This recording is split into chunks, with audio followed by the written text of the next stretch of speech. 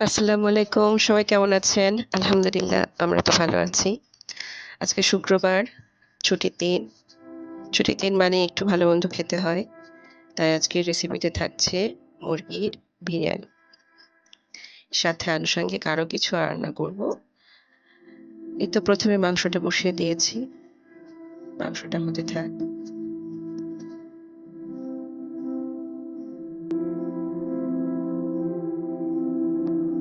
আজকে ছুটির দিনে আজকে বাসায় অবশ্য কোনো মেহমান নেই। এই যে মাংসটা হয়ে যাচ্ছে। ওদিকে পেঁপে ভাজি করে নিচ্ছি সকালে নাস্তা খাওয়ার জন্য। আর এদিক দিয়ে মাংসটা মোটামুটি হয়ে গিয়েছে। এখন পোলাও বসিয়ে দিয়েছি। পেঁয়াজ-টেয়াজ ভেজে এই যে চাল দিয়ে দিলাম। চালটা ভেজে নিয়ে পানি দিয়ে পোলাওটা বসিয়ে দিব।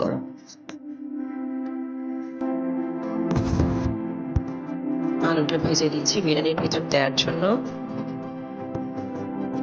আর এটা হচ্ছে সকালের নাস্তার জন্য আবার একটু মুরগির মাংস আলাদা করে রান্না করে নিচ্ছি।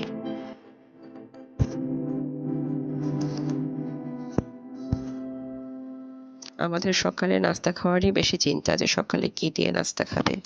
আর আমাদের বাসায় বেশিরভাগ ভাজি-টাজি কেউ তেমন একটা খেতে চায় না। হয় মুরগির মাংস না হলে গরুর মাংস এটা দিয়েই বেশিরভাগ আমরা নাস্তা খাই আরকি।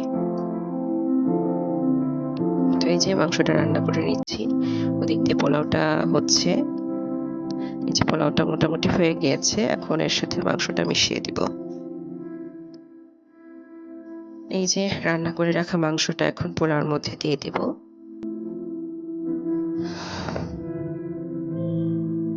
পোলাওর মধ্যে দিয়ে নেড়ে-চেড়ে আলু, ঘি, কেওড়া জল সব দিয়ে নামিয়ে ফেলবো আরকি। তো এই হচ্ছে আজকে আমার ভিডিও আপনাদের সাথে শেয়ার করা। আপনারা সবাই ভালো থাকবেন। আজকের মতো এইটুকুই। এরপরে আমার চ্যানেলটা একটু সাবস্ক্রাইব করে আমার পাশে থাকবেন। এই যে একটু মসলা দিয়ে দিলাম উপর থেকে আবার।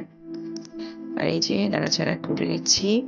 ওদিক থেকে আমাদের মেয়েটা আবার রুটি গরম করে রাখবে।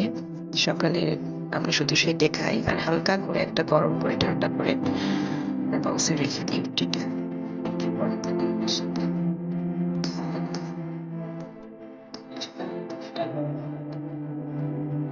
আর এই যে আমি আলু-টালু মিশিয়ে দিয়েছি।